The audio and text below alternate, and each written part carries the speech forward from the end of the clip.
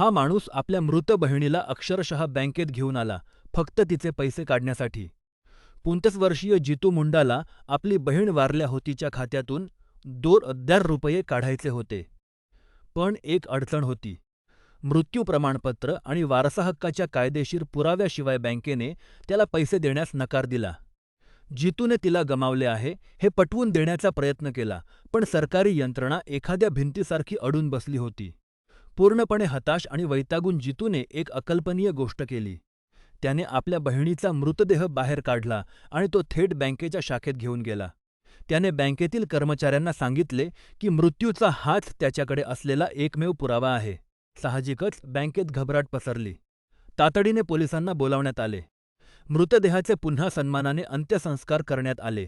पण या घटनेमुळे ग्रामीण गरिबी आणि सरकारी लालफितीच्या त्रासावर एक मोठी चर्चा सुरू झाली. जेव्हा एक कठोर यंत्रणा आणि एक हताश माणूस आमनेसामने येतात, तेव्हा काय होते याचे हे एक हृदयद्रावक उदाहरण आहे.